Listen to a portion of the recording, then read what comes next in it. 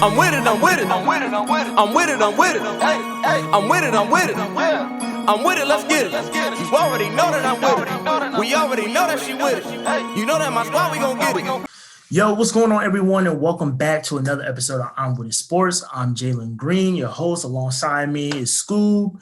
Yep. And again, we're missing Antonio, but he will be back. Don't worry. But we got a special guest. When I say a special guest, a very special guest. Super special. Super special. He is a two-time Arena Bowl champion. He's a four-time All-Arena player. He's number 2 all-time for career rush yards and for career rushing. He's number 3 all-time for rushing TDs. He's a Bayside Hall of Famer, and he is me and Scooby's cousins. Give it up for Mykel Benson. Hey! I feel like what's going on? I feel like the last part was the most important. You know what I'm saying? Which one? The cousin. Oh yeah, the cousin bro. Of course, you know it's in the blood. It's in the blood. I was listening. I was like, dang, that's a nice little resume there. I'm saying he did all right. I did all right for myself. Yeah, I mean, hey, listen, you got more than me. I'm just saying. That's right. Hey man.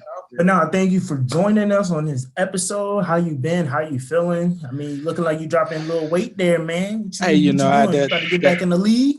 Hey, I'm trying. If they call me, I'm, they out there. I'm ready to get back outside. But now I had to get that plan, that arena weight off of me. So I say, they want you at a certain weight in that league, so no longer around. So I was like, let me get it off of me. So it's all trying to get a little bit more off, but I feel good though. I feel good to play outside though. I've been dibbling and dabbling with some of my ex teammates trying to get back outside, but I don't know if I'm gonna do it yet. I can't play with no fans, so if ain't no fans, I ain't playing. Ain't playing. Okay. I feel you. Gotta have a fan. But me and Scooby know who you are, but can you briefly just describe your journey from going and playing from FAMU to playing into arena, football championship game? I mean, man, the journey was wild. I'm from a small little town in Florida, Palm Bay, Florida. I was a four-year starter, played there all my life. Y'all know I was really a baseball player. First love. I played baseball all my life until I got to high school. Then I dropped it. And then, once I see my brother once he got out of school and not playing football, he had a full scholarship to Alabama. And I was like, you know what? This family ain't nothing but football, you know what I mean? So I kept playing football. So, I don't regret nothing. I kind of do and kind of don't, but I, got a full scholarship to FAMU, number 1 HBCU in the world. I'm sorry. Let's not do that tonight. But we are going to do that. Delaware State just not there, but. So that's a lot of big talk. I'm just saying I'm not gonna do it on camera. We won't do it here, but I'm gonna say it again. Number 1 HBCU. Oh, you gonna rub it in? Okay. Yeah, we're gonna rub it in. But yeah, I went there, man. I was blessed to start as a freshman there. I started all 4 years. I had a pretty good career playing fullback, tight end. Almost got out of there my first year because I was promised some things that didn't happen. That's just football, but I stuck it out. In this day and age, these kids will get up and go. You know what I mean? But when they not up and when they unhappy, they gonna get up and go. But I stuck it out. Did 4 years there. Had a pretty good career there. I don't think we had a losing season as when I was there. I mean, it's hard to get in the playoffs as being in the MEAC and that Division II and all that, or Division I AA playoffs thing is crazy to get in. But after that, man, I everybody had that dream to go to the NFL. I did my pro day. Pro day wasn't, all that. Pro day didn't quite. Man, listen, I thought I did all the right things that I needed to do, man. I dropped weight, and I think my playing weight at FAMU was like 260. I got down to like 252 weigh in for the pro day, and then I lost all my strength, man. It's crazy. It's like for the I went to an all-star game, the HBCU all-star game. I did 26 reps on the bench. I was like, cool, I'm there. And I ended up pulling my quad at that all-star game, so I never played. And there was a lot of it was a lot of NFL scouts there, so I didn't even play in that game. So it was like, dang, I missed my opportunity. So I was like, all right, let me drop my weight. So I dropped my weight. I dropped everything. Thought I was going to run faster. I ran slower. I ran a 4. I think I ran a 4.8 at the All-Star game. And on my pro day, I ran like a 5 flat. You know what I mean? It was just a whole total opposite. So, all right. Tell Junior to go get it. My bad, y'all. But It's a family show tonight. Man. Yeah, family show. But yeah, I ran a 5 flat, and then the NFL dreams just kind of like slipped in my mind. I was like, ain't nobody about to come get me after that, after my pro day, and I was making all the excuses the day before. I went to HBCU, so at that time they wasn't, it rained night before, so we was trying to get on FSU campus to run on turf. Now we was in straight mud, so that was my excuse for all that. Right. But no, like long story short, man, I ended up getting an opportunity to play the Milwaukee Mustangs for the AFL. I knew about the AFL, but I didn't. I got a chance to go play. I sat out the first 4 games because they wanted to see somebody else play first. And then once they put me in, man, it was lights out. I never came off the field after that. I started for every team I played for. I got cut once. That was my career, man. I bounced, I played 9 years in it, won 2 Arena Bowl championships. And I really didn't start thinking about the records until they started bringing it to me. I was just playing ball. My whole thing was me trying to get championships. That was my only thing that was on my mind. But once they started hitting those, you 2 touchdowns away to be in this, and I was like, oh wow, all right. So I was averaging 20-something touchdowns a game, a year. So I was putting in the work, but like I said, I wasn't really after the stats like that. I was after rings. I was after winning. It was rough in the first couple of years, but the lead was kind of rough too. So like when I first got in it, the pay was little, but I didn't care. I was coming straight out of college, and then through the years we kind of built the players I was with. We kind of built the lead up. Like the AFL-PU, they did a great job of getting our pay where it needed to be. It was supposed to change, and they just had a lot of back stuff and on the back end of the AFL that they couldn't handle, so that's why they went bankrupt. So here I am now. Hey, listen, all I gotta say is, and I know Scooby feel the same way. We gotta see our cousin play on ESPN. So it's listen. I got a chance to see him play on ESPN. I got a chance to see him play in person. Live, I got a chance to watch him win 2 championships in the arena league. And so, for me, and even watching the college years, it was kind of crazy because we got a chance to run into each other in Detroit when we did the Classic. And so to be able to run into my cousin, like I'm in the marching band and he's on the football team, and I'm sneaking to try to get on his floor and all that. Like we try to meet up. We stayed in the same hotel. You know what I mean? But it's crazy that the security that was like crazy, the worst. right? Like I never had security like that before. Like they had security on the floor, on each floor, and I was like, I feel like I was in the NFL. Like I was a freshman then. That's like I had to y'all had to be like, no, we're actually cousins. Like we almost called our parents. Like it got that bad. They were like, no, you can't be nobody on this floor. I'm like players on it. I'm like, that's my blood cousin. That's my mama's brother's boy. You know what I mean? Right. Like, stop playing with me. Crazy. You know what I mean? It was crazy. But it was just dope to even see him in person, to see him grow. Like he said, we have a football family. It goes all the way back, to his dad. Right. Things he did in even high school, and even Tyrone, playing at Palm Bay High with the likes of Reggie Nelson and cats like that. And just watching, we were talking about this when we had a little family gathering, but just watching you guys play football all your lives. Like you guys were NFL cats to us, to me at least, when y'all were playing Pop Warner. You know what I mean? Like y'all were the first cats that I seen with like an actual football highlight tape. Y'all used to come up, y'all used to bring y'all old jerseys. We used to take the old jerseys. And I'm like, because we didn't know about that culture up here, up north. That culture wasn't really prevalent. Like you didn't know about Pop Warner teams like that. Because if I did, like I would have known. And even when I learned, I knew it wasn't like that. Like y'all had like the Super Bowl. Like like, and it was an actual game, like, Right. It was crazy, man. Like people it was showed a up. real game, like, and when you had to bring your best, even when you guys started moving up in weight class, and you guys started moving up divisions, and just seeing the rivalries, the West Melbourne situation, like just watching all that was just like mind blowing to me. Like, you guys were rock stars before I even knew what that type of football was. Can you speak a little bit about that culture that you grew up in Florida with the whole Pop Warner scene and like what it did to like develop you guys? Man, listen, for me living in New York right now, I've noticed, like, I already know, like, you know, down south football is what it is. Everybody know all the athletes come from down south Florida, just from that area. But from being up here and then seeing Little League from now, you know, and then going back down, it's like it's totally different. Like, even when I was playing back then, like, it was different. Even with like watching the kids down south now, it was different. Like, we were bigger, we were, you know, Oh my God. we were faster. We were actually coached back then, you know, so that's why we were so good.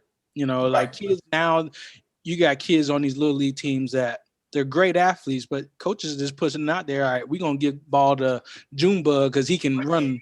You know what I'm saying? We can run around the corner. That's what, you know. It's funny. You know, I laugh about it, but it's the truth. Like, they don't teach these kids nothing. So when they get to the high school level, it's just like you're starting all over. You know, me being a high school coach, like, I seen it firsthand. So these kids come in there and you tell them what, you know, all right, you going through the B gap, and they looking at you like, B gap. What is that?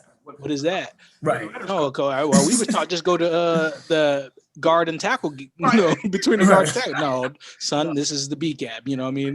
But no, that's like stuff like that, though. That's what made us so, you know, so good back then, because we were taught the game, you know, and, you know, once you understand the game slows down 100%. That's just any sport, you know what I mean? And, you know, just like, you know, you play baseball, or you play basketball, like, once you understood the game slowed down. For me, it slowed down for when I was little, because like, you know, when I was growing up, I was big, you know, I was chunky, so I had to play up, you know what I'm saying? Cornbread, you know, that's why they call me cornbread.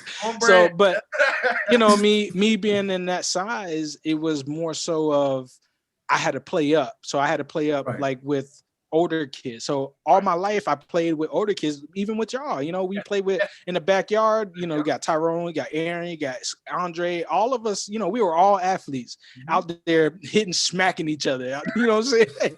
You know, but that was how I grew up. So it was just like the game slowed down for me tremendously, because I knew the game. I understood the situations. I understood where to go, and you know what I'm saying? And I think that's what I see in my oldest son now. Like, he understands the game, so everything that he does just comes naturally. And then it's sucks that he's up here, because, you know, kids at that age, they adapt to what they see, you know what I mean? So he'll go, you know, he had been playing, like, the year we moved up here, he was dominating down in Florida. He was outrunning, you know, I ain't trying to be racist, but he was outrunning black kids. Right. You know what I mean? It's reality. It's just straight true. Outrunning for black kids. We get up here, you know, it's a whole different thing. He's like, he was kind of adapting to what his surroundings, you know, and he couldn't outrun people. And I'm like,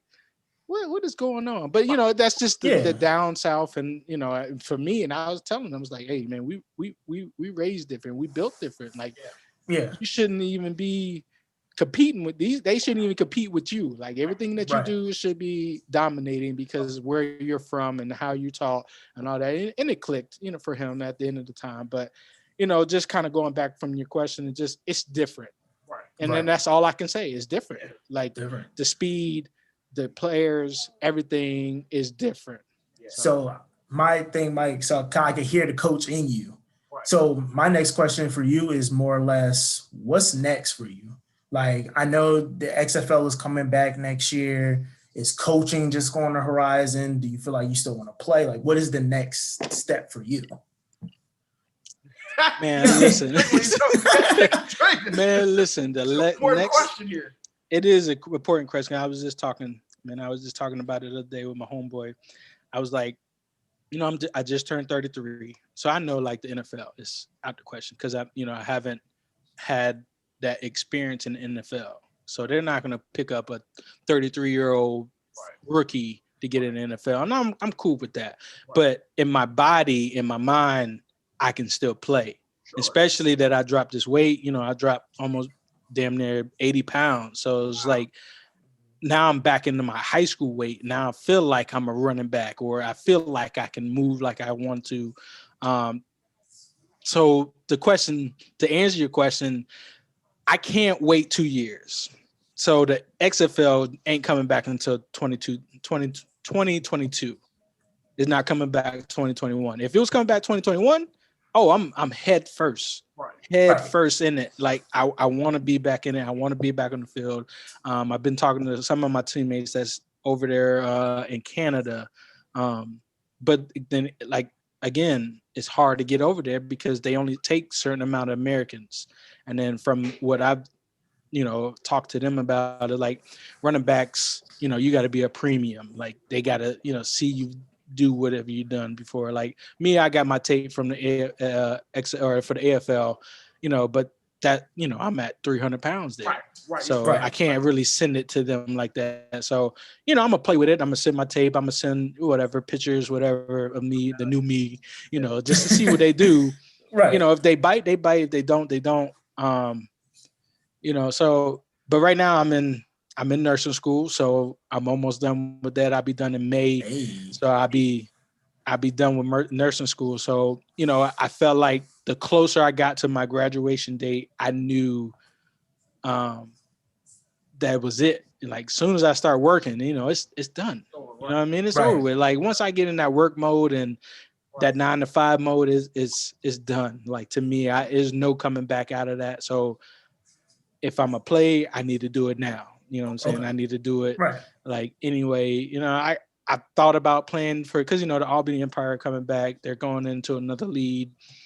Mm-hmm. I thought about playing for them, but the pay is not worth it. We know. Well, it's just not on my level, So, just I thought about it just to get the feeling out my body because I hate I can still play and I hate that feeling.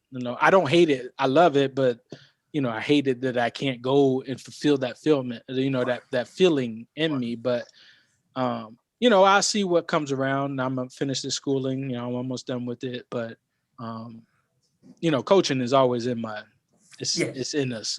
That's just what we do. Yeah, we do. Scooby was a basketball coach. Exactly. So I'm an offensive coordinator up here. Actually, I'm an offensive coordinator up here at a high school at Coxsackie, Athens, a little small school up here. So we're waiting for the government to let us play football in New York. Every other state is doing it but us. But it's right.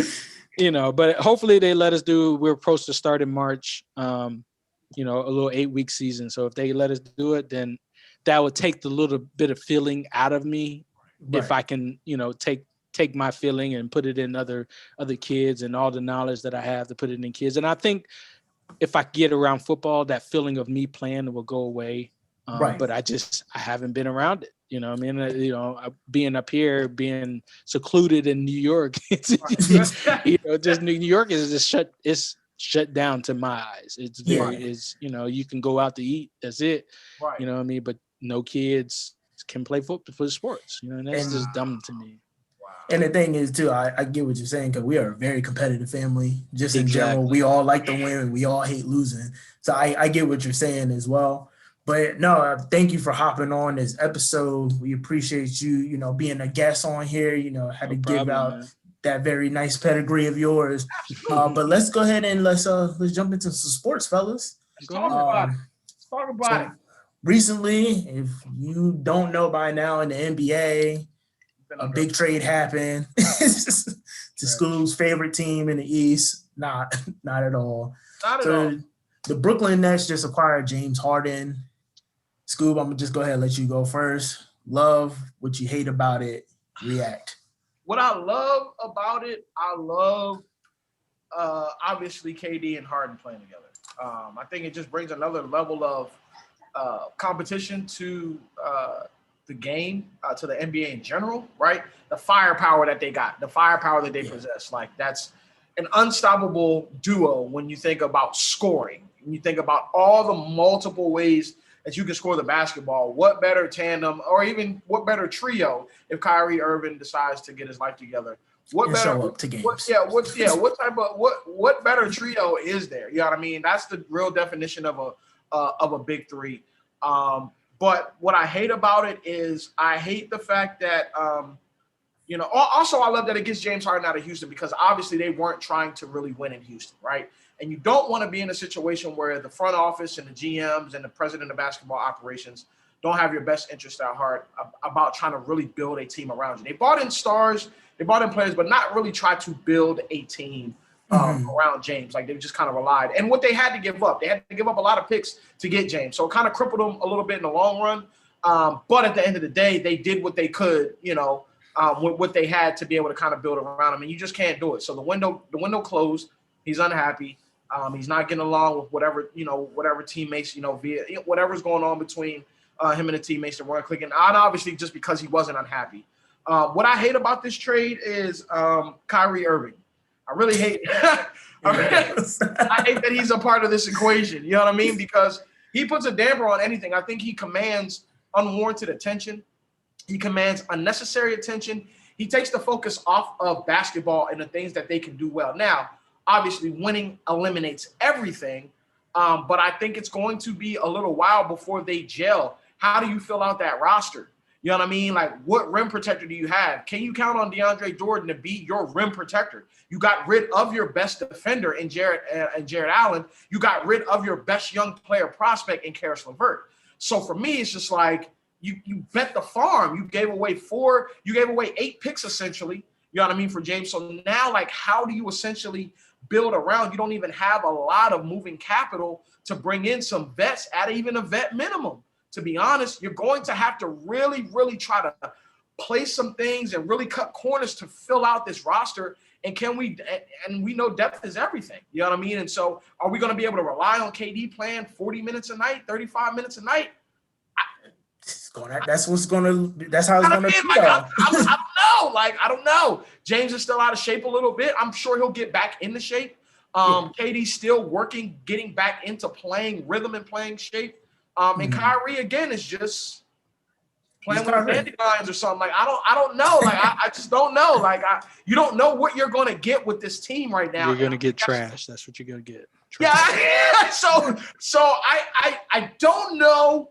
I think it's a good trade. I think Harden always wanted to go to Brooklyn. I think KD always wanted him in Brooklyn. I think that relationship between those three may get strange here later in the season as we progress. So I just got my eyes on that. But it's a blockbuster trade. It's one of the biggest trades we've ever seen. You know what I mean, the rumors were like 3 or 4 months ago. So for the fact that it actually happened, it's probably the biggest thing that's probably going to happen up until playoff time. Yeah, I think one of the things. I'm sorry, before we go to Mike, I want to say this too. I think that I'm really liking the player empowerment though that we're seeing. You know what I mean, with players not being stuck in situations where they don't have to be. You know what I mean, anymore. Versus trying to be loyal to a franchise that essentially is not going to be loyal to them. So I love what I'm seeing as far as player empowerment.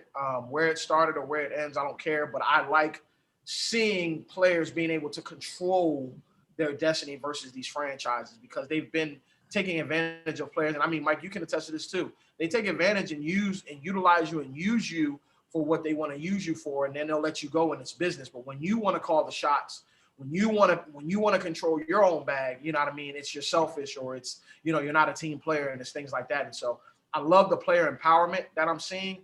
And so it's going to be interesting. I still got the Lakers repeating though. So Mike, what you think about it? Listen, first of all, trash. I don't like it at all. I mean, I'm a go off of what Scooby just said. He said something at the end of it. He said something very, very important, like the empowerment of the players. Yeah. I mean, the NBA has that. They have the empowerment. Because anyway, if I don't want to play here, I'm still going to get paid from y'all. I'm just guaranteed Right. money. You know what I'm saying? Yeah. So that's their empowerment they have. So, I understand that part, but at the same time, it's just like, all right, the way he went about it, it was a little shady. He came into the year out of shape. You look different. You're playing different. You think you're just going to turn it on like when you go to Brooklyn, but you're going to shed 20, 30 pounds when you get to Brooklyn. Like that's my problem. Like, okay, you're still a professional athlete at the end of the day. All right. You're unhappy of your situation. All right. Still come into camp, into the regular season at playing weight or playing, you know what I'm saying? He looks terrible to me. Like personally, he just looks terrible. He's not playing well. And how do you transition to another team? So that part I don't like. I understand the empowerment. If you're not happy, they're not trying to help you out there, but he's chasing championships now. Right. And he's not going to get it over there. Right. Just to me personally, Kyrie, KD, and they're all scorers. Right. They don't gel together. That's the thing I try to tell people, like with LeBron. Yeah, he can go get people. He can go get Wade. He can go get Bosh. But the difference is LeBron, he's a passer. He's a facilitator. He makes other players better. Right. That's what makes him great, because he makes the whole team better. He makes everybody else on that roster better, because that's what LeBron does. And that's why people can't really write like, oh, he's not a closer. He's not a last game. Okay, maybe if that's what you think, then what it is what it is. But would you rather have somebody to make your whole team better? Exactly. Would you rather have somebody to make your home team better so you can win? Or would you have somebody that all three of them are looking for scoring titles? That's what I look at when I look at the Brooklyn Nets. You know what I'm saying? Yeah. They all going for scoring titles. It's just like what Charles Barkley said: dribble, dribble, dribble, dribble, dribble, dribble. Dribble. That's all it's going to be. Like, unless Harden's going to change his game, they're not going to go nowhere. It's not going to be a good ride there. KD won't be there long, and you know what I'm saying. Harden might be there, but KD won't stay there long. It just won't, because KD has that. He already tasted that championship feeling. You know what I'm saying? So once he feels like it's not going to go to where he wanted, he might get there because they have talent, whatever. You know what I'm saying? And it's the East. Yeah. You know what I'm saying? The Miami Heat went there and they had nobody. Hey man, it's the East. You know what I'm saying? So East, it's wide open in the East. In the West, now he ain't fly. That's why I think he just wanted to get out the West, because he knew for sure he wasn't gonna get out of there. Ain't it funny though? Like, you know what I mean? Everybody talked about how how weak was when LeBron was there and LeBron was smashing teams. Then my boy goes out West and wins the championship. Now all of a sudden everybody's jumping ship, and the only one that's really gonna be left in the West of prominence is Steph. Exactly. And Dame. You got Dame out there. I want to go back to something that you said, though, when you said he came in out of shape, which he did. But if you look at those first couple games of the season, James Harden was on fire, yo. Like, I mean, he's a baller. That's what I'm baller. But he had like 30. He had like 30 plus in the first couple games. I think it was just overwhelming. Go ahead, Jay. Yeah, I mean, he was balling, but I think it's just the point of, just he started like not caring about the game, and it started to affect even his teammates. Because the thing is, in reality, if Houston say, hey, we're just going to park you all year, were you really going to punish everybody else on your team? You know what I mean? That doesn't – now you sending like a bad message like, oh, if he don't get what he wants, and whatever the next team he goes to, is that going to be the – I mean, look at Kyrie now. You're what I'm saying about Kyrie, dog. But that's the thing. Yeah. So, honestly, in the trade overall, I think all teams won involved, excluding certain individuals on the Nets. I think the real loser here right now, if I'm looking at it, is Steve Nash, because for a first-year coach, for you to have not one, not two, but three all-stars who are known to score. In your first year, you have to figure out how can they coexist. How can you – because the thing is, no one's going to look at Steve Nash now and be like, oh, he did great making the finals, because everybody's going to say what you guys just all mentioned. They're going to say that, oh, the East was weak. He's supposed to be there. He should win it all. Because you already know all the people who really don't pay attention to basketball, where they're going to automatically say the Nets should win, you know, the finals, which it's not true. I'm looking at people say that, and I'm like, what are we looking at? Like, but that's what I'm saying. Because now you're telling Steve Nash not only like the does he have to Hornets figure out. Right. Hey, Melo balling, dog. I like the Hornets over them. Yeah. But now you got to tell Steve Nash, you got to figure out who's going to be the one to compromise out the three. Because right now you have a point guard who already done missed games. Right. And he's excited because you got James Harden. But how long is that going to last? Because he's also the same player who said, I didn't want to play LeBron. I didn't want to play Robin to LeBron, who was the best player in the world.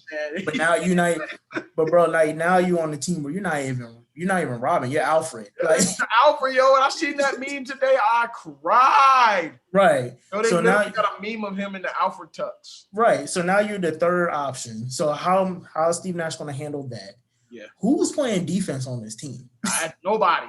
Not a soul. So if you're going to do this whole ISO ball thing, which they all do, you better hope all of them are hitting on all cylinders at all time. And as we've seen from this bubble ball, if you get cold, any team can run with you if they stay around long enough. They're going to beat you. Like there's no benefit for that momentum. Yeah, that momentum is going out of the gym now.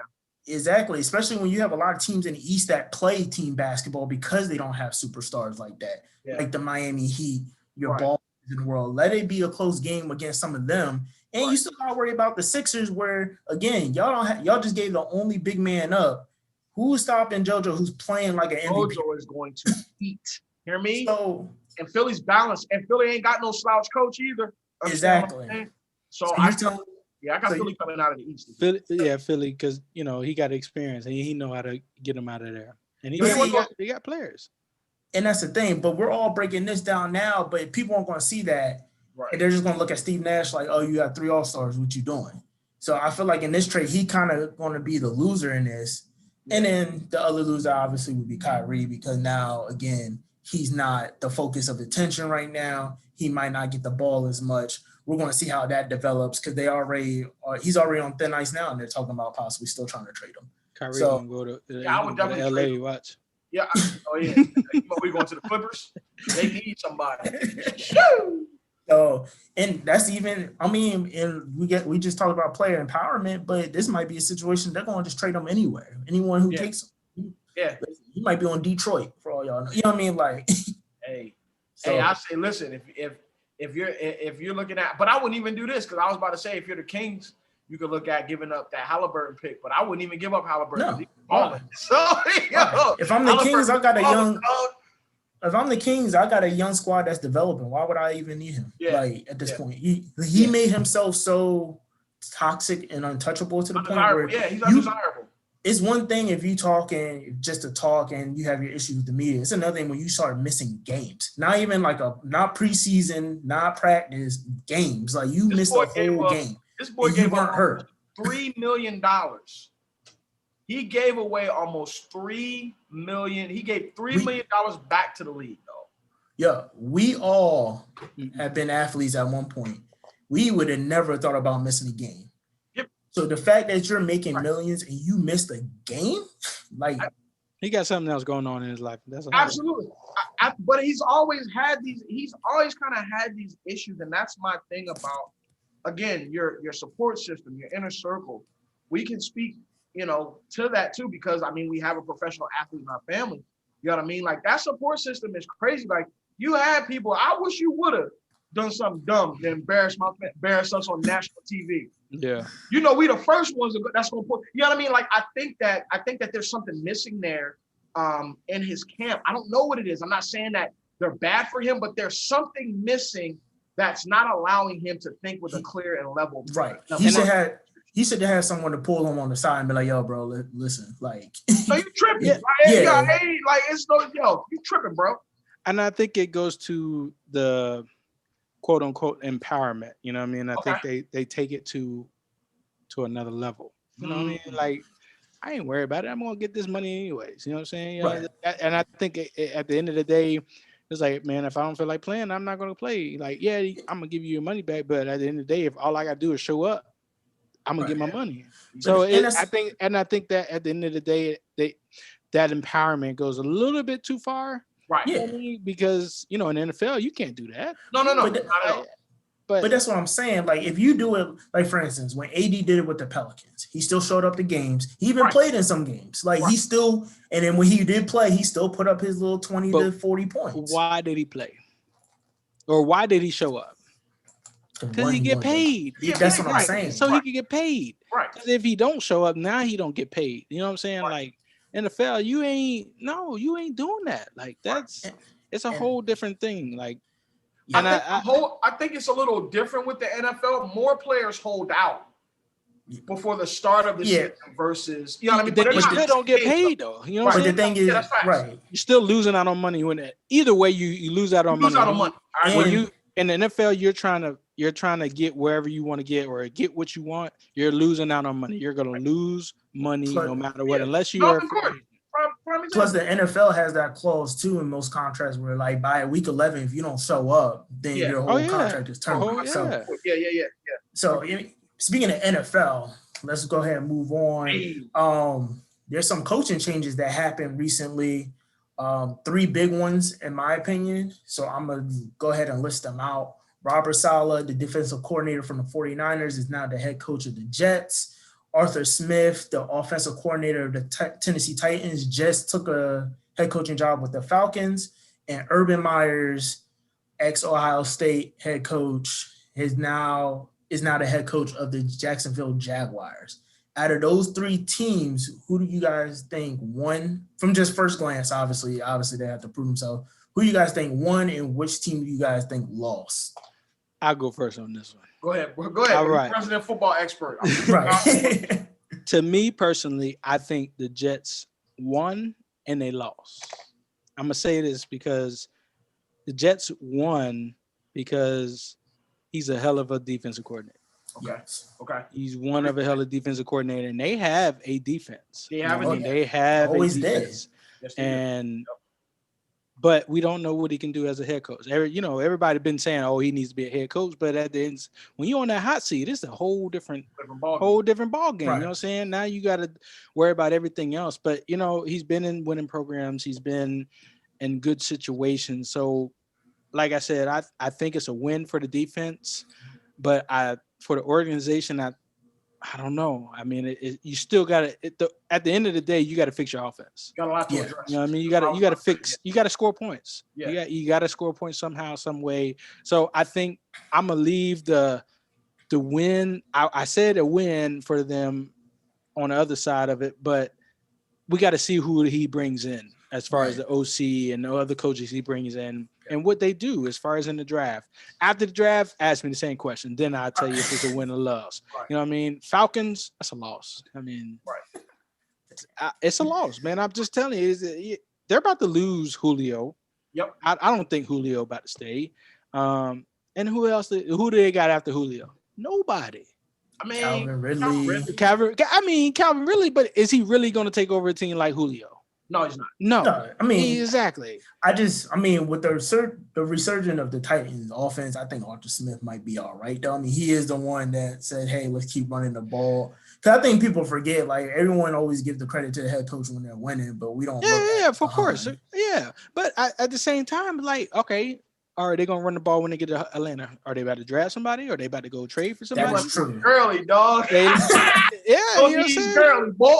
They don't have Gurley no more. So it's just like, and they don't have Coleman. They don't have Coleman no more. So they don't have people that stand out that's stood out this year that can take over a game as a running back. So if they want a running back, okay, they need to go in the draft or they need to go in the free agents and go get them.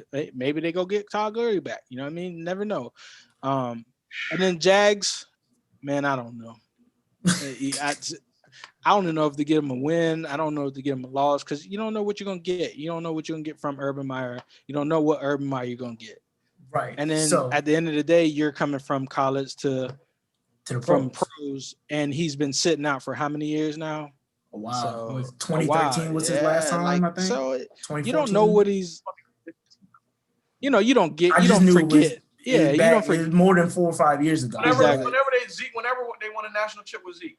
Yeah. Whatever that was. That was So that's 2015. I mean, you don't lose coaching instincts, but at the same time, it's like, man, listen, you go into an organization that's already won and whatever. You know what I mean? Of course, they're not going to change that program around and overnight, even with Trevor Lawrence. I think it's going to take 3 or 4 years. Hopefully, they have the patience to let him turn it around. Right. I'm in between with the Jags. I just don't know because it's a good pickup. Good, it's a fresh start for them because they're about to get a number 1 pick. See what they do and see what they do in the draft. Scoob, what about you, man? Who's your winner? Who's your loser? So my loser in this joint, I mean, I think the Falcons are the obvious choice, but I want to speak on the Jets. We alluded to it earlier. They just don't. Again, the offense, you got to put up points. The one thing I love about them, they're going to be they're going to be a sound defensive team. You're not going to take that away from them. They're not going to be able to put up points. You need to put some more requisite weapons around Darnold. You need to tighten up that running game. You need to look at that offensive line. You need a tight end. There are certain things that you need, but I don't think that those things are too far off for them to have a decent record, right? So I don't think that they're going to totally lose in this because defense wins championships, right? So if you have a solid defense and you can stop people from putting points on the board and you can, you got to score. Don't get me wrong. I'm with you, Mike. You got to score, but if you have a stout defense, you don't have to score as much. So maybe that eliminates some of the pressure off of Darnold where he doesn't have to be the hero all the time. Where he can, just kind of, be a game manager. That might be his feel in the league. He might just be a game manager. Tom Brady is the number 1 example of that. Who's that? Tom Brady. Tom Brady, yeah. I mean, listen, hey, manage the game well. Listen, he's looked at as the GOAT, right? But he knows how to manage, manipulate, make games work and play in his favor. So if Darnold can, develop that skill, they could possibly be dangerous. I mean, but again, the Chiefs run away with that whole, until somebody throws the Chiefs, I don't want to hear anything. But I would say, again, Atlanta's super big losers. Julio's out. I got him. I don't know where he's going to land, but I got a couple of different teams that I would like to see him go to. The 49ers being one. I think he would be a good addition to the 49ers. They need a receiver, you know what I mean? And I think that they can give him the type of money that he's looking for. But I think that overall, Jags won. Here's why. You get a chance to rebuild. I'm with you 100%, Mike. We don't know which Urban we're going to get, but bad Urban is still better than a lot of coaches. You know what I mean? So given his pedigree, I think that the way the NFL is going, the style of play that the NFL is going to, he has that leverage. Trevor Lawrence is an excellent RPO guy. You know what I mean? So I think that they can make some noise. They got some decent young receivers. They got a decent receiving core. It's not amazing. It's not spectacular, but people that he can throw the ball to. And we've seen Trevor Lawrence turn nobody receivers basically into studs and stars. So I think that him coming in, again, he's not looked at to have to save the franchise right off the bat. I think they give Urban a little bit of cushion so he can kind of work a little bit. But you get to start, you get to start to build your franchise year one versus inheriting a whole bunch of dysfunction and mess where it's hard for you to even establish with a quarterback. He has that. I feel like Urban is really good with helping the development of quarterbacks. I think he's going to bring somebody along with him that's going to help develop Trevor. You know what I mean? So I don't see this as a bad thing for the Jags. They're a team that, not too long ago, we were talking about as kind of being a force until the whole Leonard Fournette debacle and all that. Mm-hmm. So the Jags were definitely on the come up and on the rise, but I think that the Jags, if we had to pick a winner, you know what I mean? We have to pick a winner. I feel like the Jags won just because they get a fresh start with Lawrence. And Lawrence is, Lawrence is a premier quarterback. You know what I mean? He's solid. He comes from a pedigree of winning. Had a tough little go in the college playoffs. Shout out to Bama though, because we definitely just bought that thing home. You know what I'm saying?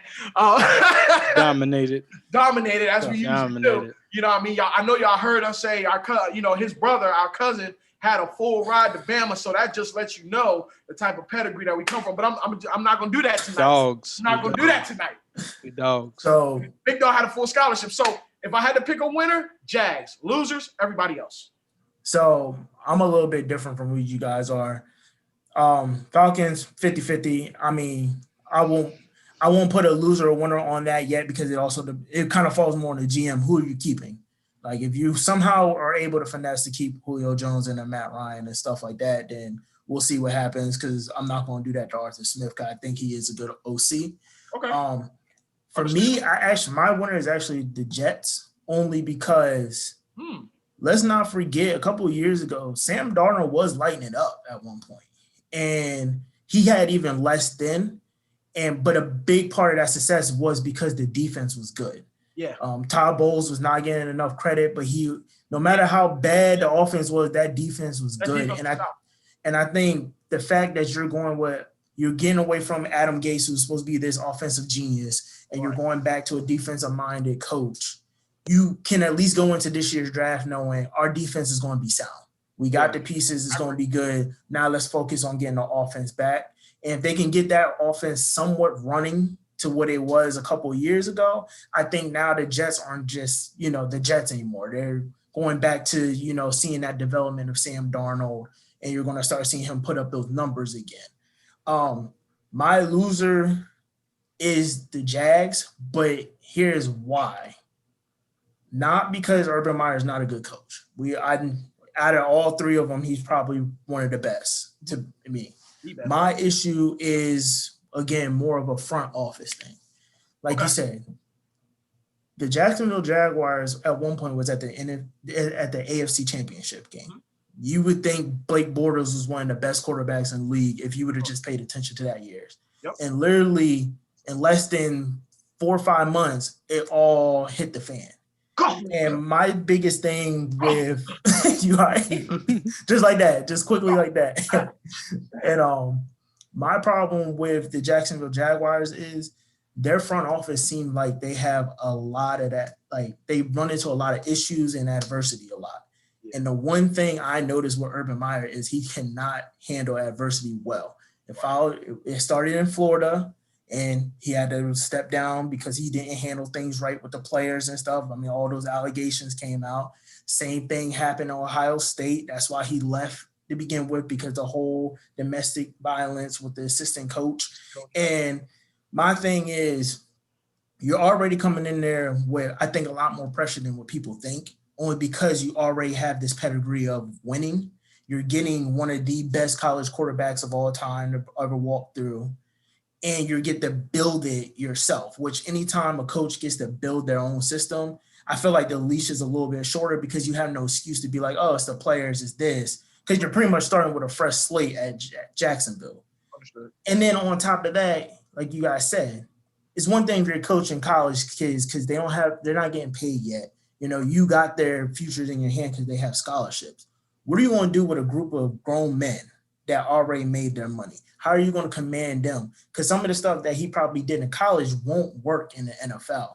Yeah. And all it takes is you losing the locker room after 1 year. If you get bad Urban, yes, again, not taking away from what he knows as a coach, but I feel like if you get bad Urban and you lose the locker room, like how like a Doug Peterson just lost the locker room, that's your job. Because if you don't have the players behind you, there's nothing. The GM's not going to get rid of the whole team because he only gets one draft a year. You know what I mean? Right. So it's not like he could be like, and if you have an organization that can't handle adversity and you have a coach that can't handle adversity, to me, that's just, it's just a bomb waiting to happen almost. Because it's not. Go ahead. My bad. Because it's not like it's like a Ron Rivera who's like, he walked into a messy situation, but we know he knows how to carry himself. He knows how to command a locker room. And he honestly kind of changed that organization around single-handedly. We always knew Urban Meyer, the bad one, always had some issues. And I know he's been away for a while. I'm not saying people can't change. But if you end up getting that one, what's going to happen as soon as they hit adversity? That's where I'm more nervous about.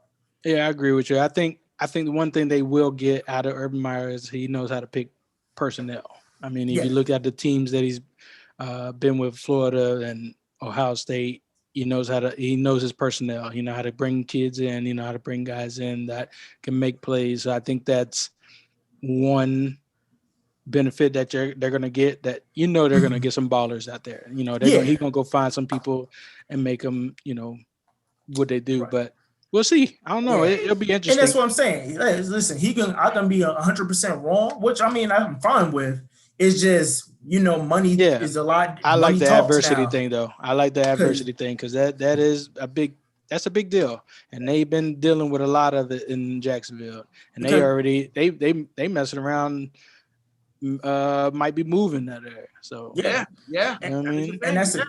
Because now, as a head coach, you're even more of a bigger face than just a college. When when you win, you get all the glory. When something goes wrong, you're going down. But I also think, though, I think the leash is a little different here. You know what I mean? I think Urban comes in with a different leash. He's not like Doug Peterson. Doug Peterson couldn't bring in his own staff, and it still got fired, right?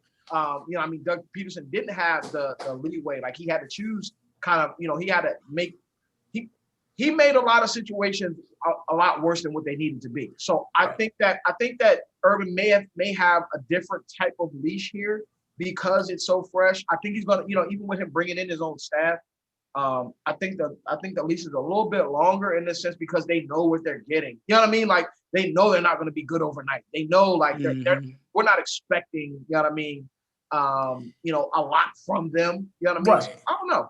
But that's what I'm saying. I'm not worried about the actual success on the field. Right. I'm worried about the situation where Trevor Lawrence ends up coming out year 2 saying, I don't like Urban Meyer. Right. Because this and this and this. How are y'all going to handle it? Because the front office of the Jags already proved they can't handle situations like that. Right. They have players texting the assistant GM or the son of the owner talking crazy to them. Right. You know what I mean? Y'all releasing running backs and still owing them money and stuff like that. Right. I'm worried, like, how is he going to come out and address that? Because that's where the adversity comes in. Because he shown in the past when something like that happened, he didn't handle it the best, which ended in 2 resignations, basically. Yeah. So that's all. I get it.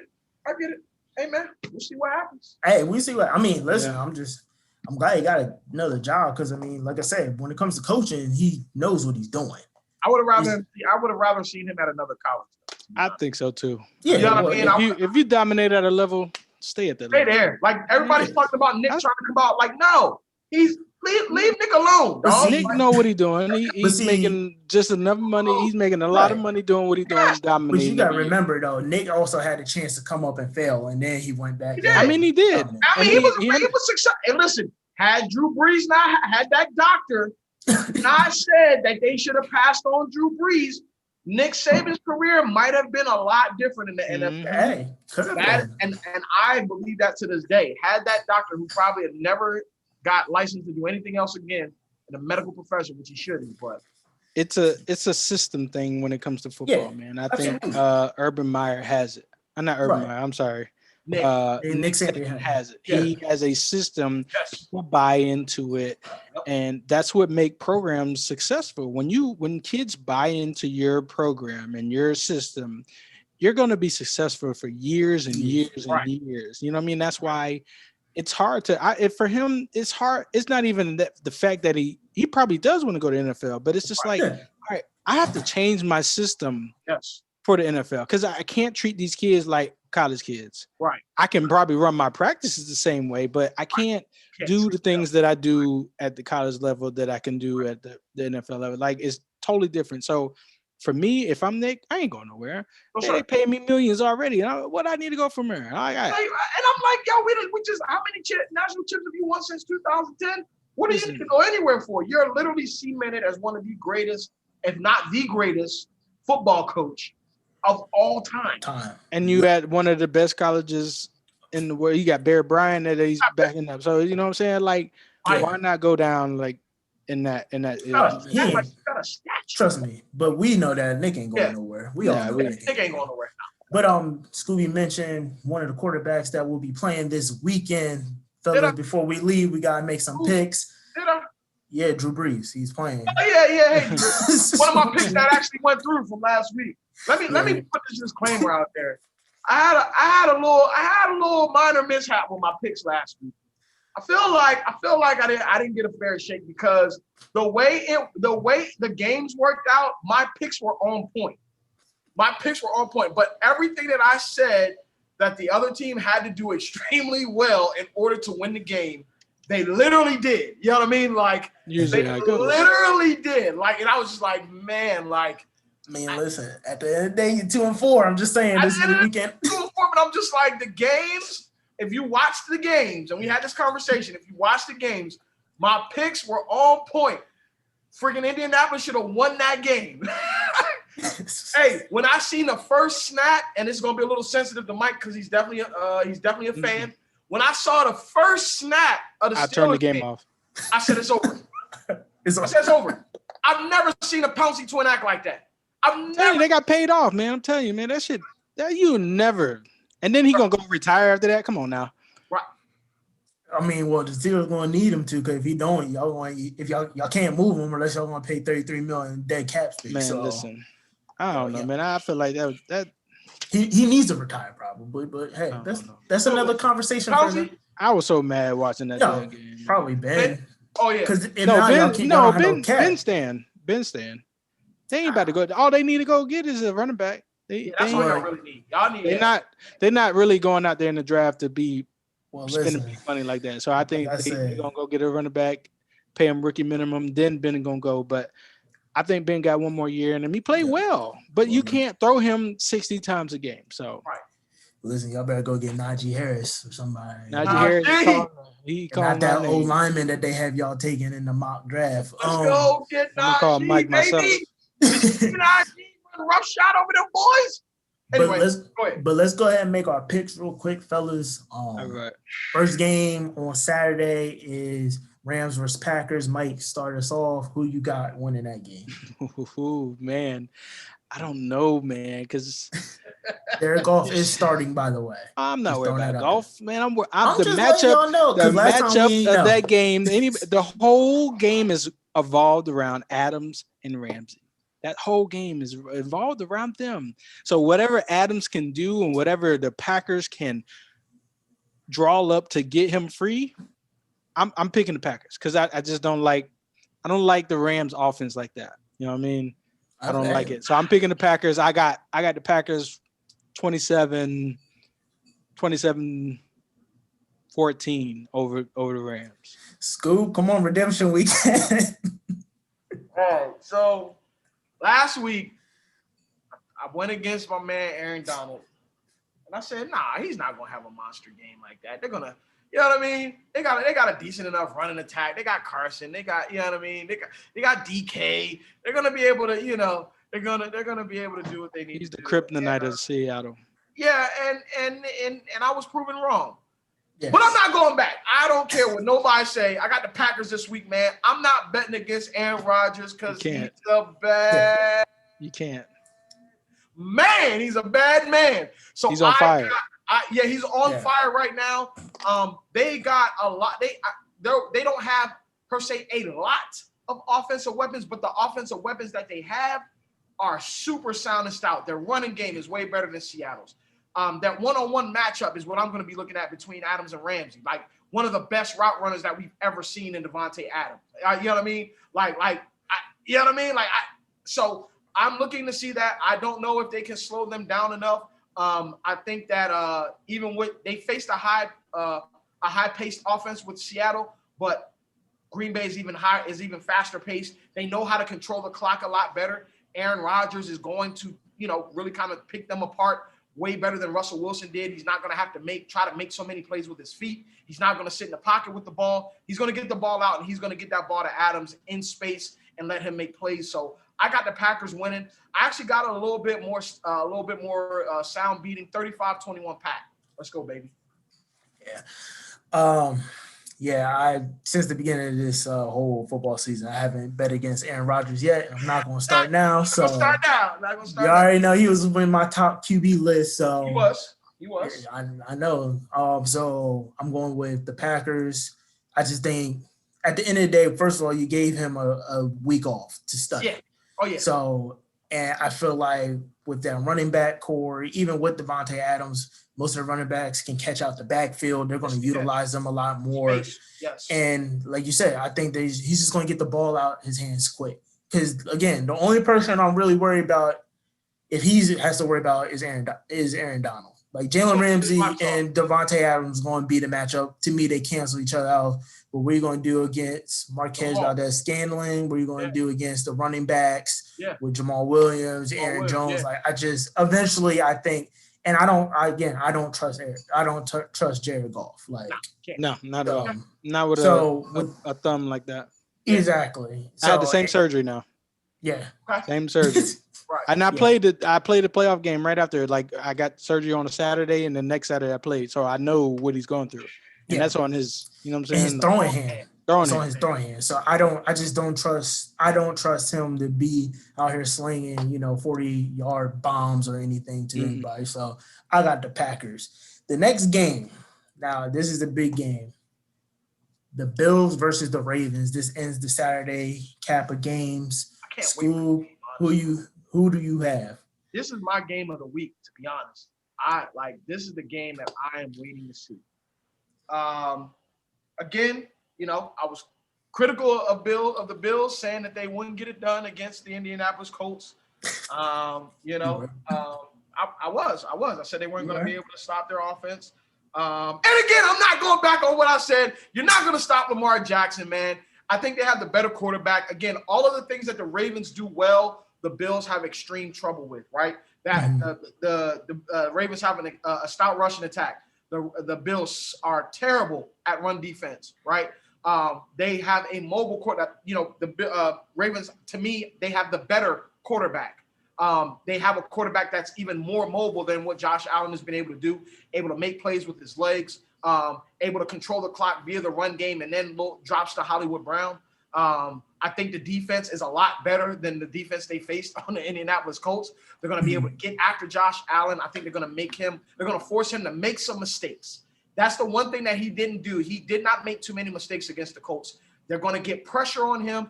And look at the secondary. The things that the Bills do extremely well is pass the football with Stephon Diggs. But that secondary of the Ravens is kind of second to none almost. You know what I mean? So it's like the things that the Bills do extremely well, the Ravens have an answer for. They even have the better coach. So schematically, and not to take away anything from what the Bills have done this year, they've made a tremendous leap into one of the teams that are going to be the top teams going forward. But I just think the Ravens have too much of what they do better than what the Bills offer, right? And that's what the Bills do worse is what the Ravens do really, really well. So I got the Ravens. I think it's going to be a close game. I got the Ravens 27-24. Mike?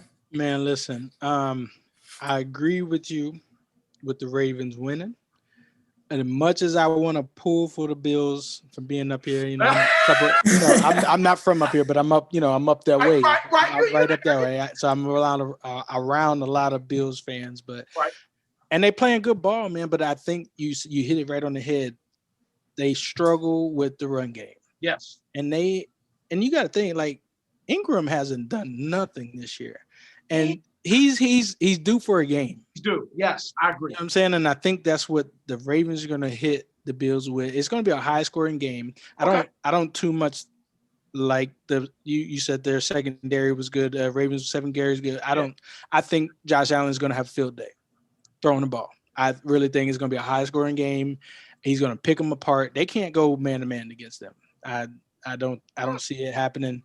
Josh Allen is going to keep playing on fire, just like Aaron Rodgers. But I just think at the end of the day, the Ravens are going to make more plays defensive wise than the Bills. Gotcha. So I'm going with the Ravens as much as I want to pull for the Bills, but I'm going with the Ravens just because offensive wise, they're going to score points, especially with the running. Now, if they come out with a good scheme to stop the running, then, it's a different story. Because, if you make Lamar throw the ball more than 20-some times, you're in business. You know what I mean? You're in good business. But I just don't see them containing their running game at all.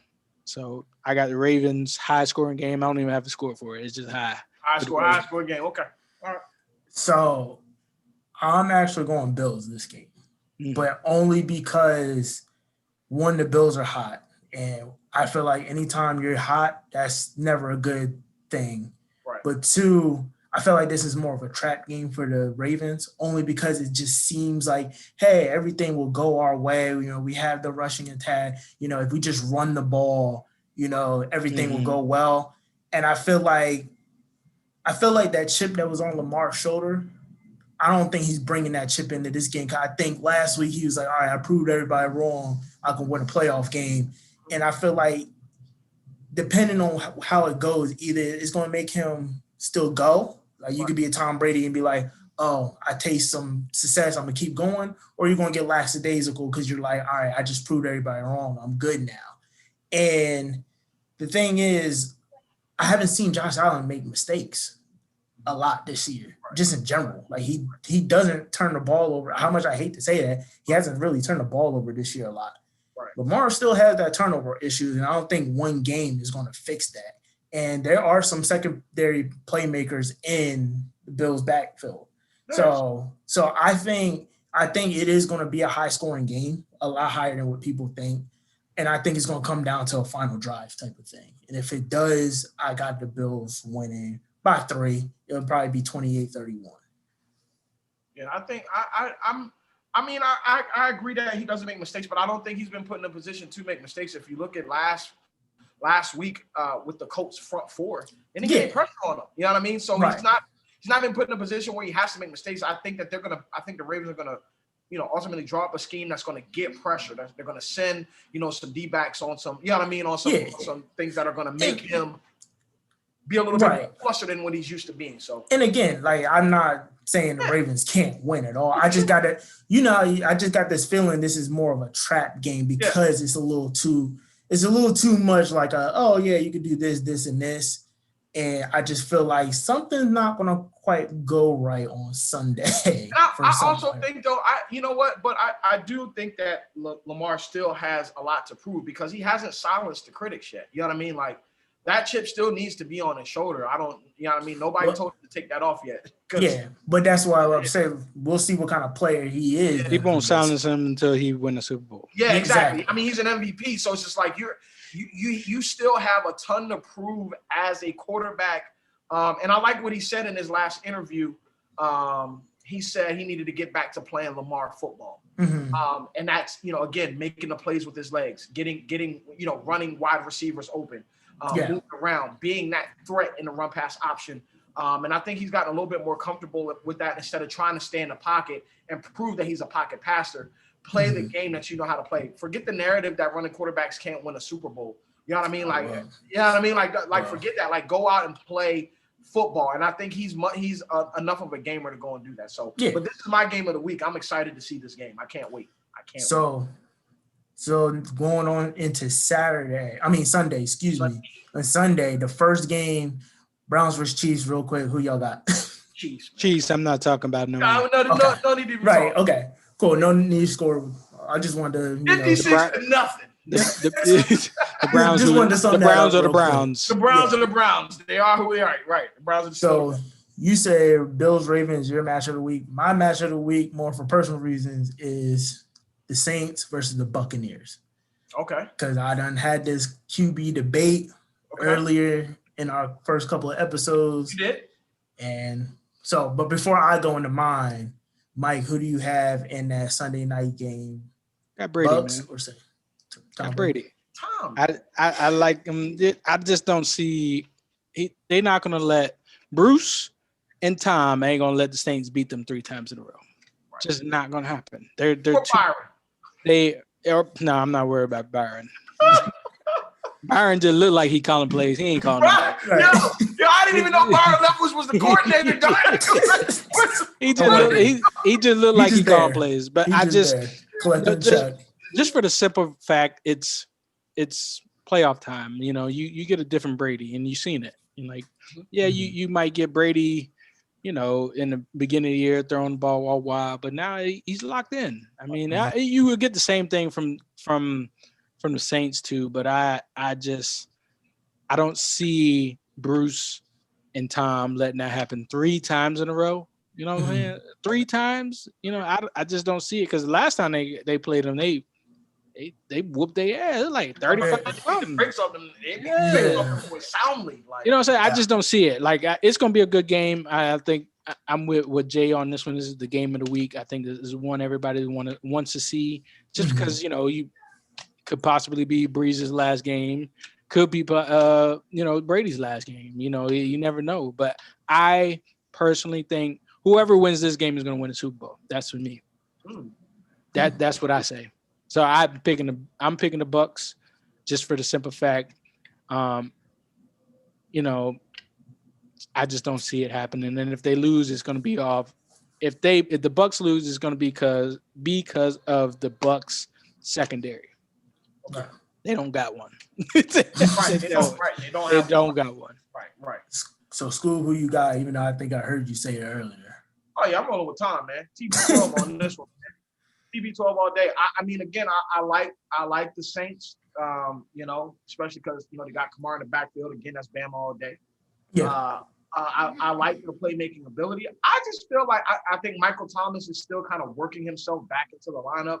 So he's still not fully back to, you know what I mean? Like his playing regimen. So I think that there's still a little rust that needs to be knocked off from the Saints. They've been dealing with injuries, just a little inconsistent on being, staying healthy and stuff like that. And so I think the Bucks are a well-oiled machine right now outside of that secondary, like Mike said.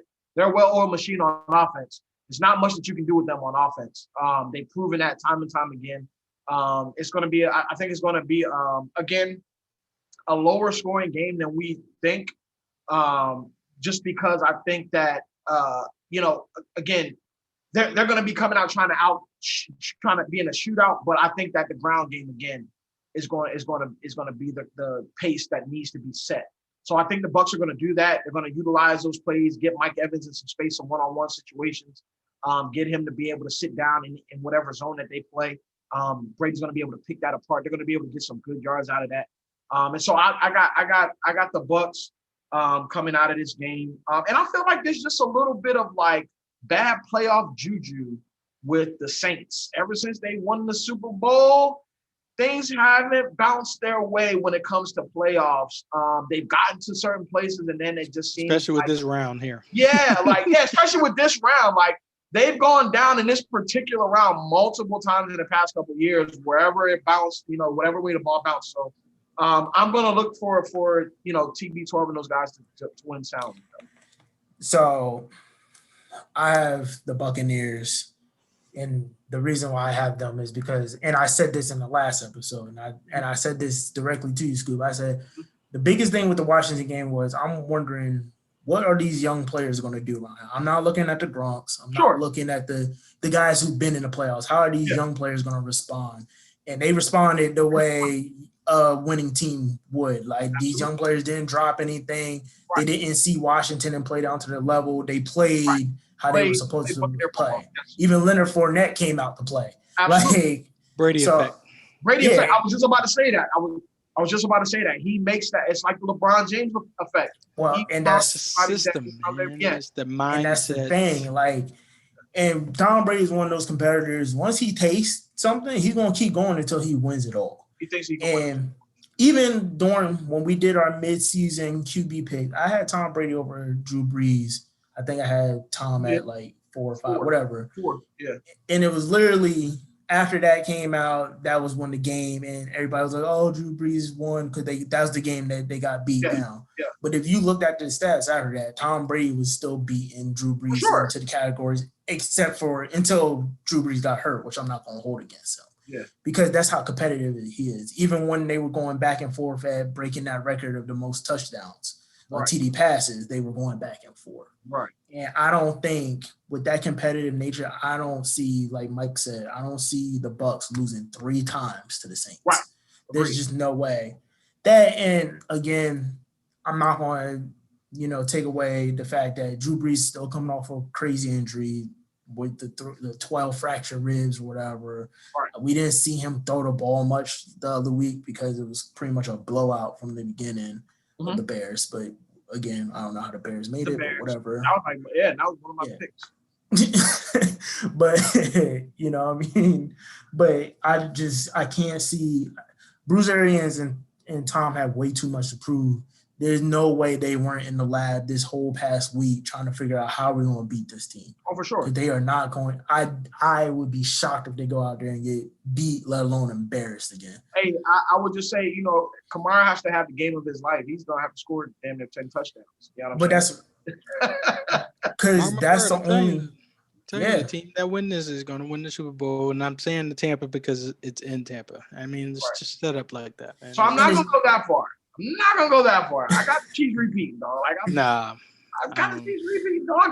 They're not going to make the same mistakes as Seattle did. You know what I mean? They know when to run the ball. But we'll hold you to that. I'm going to hold you to that.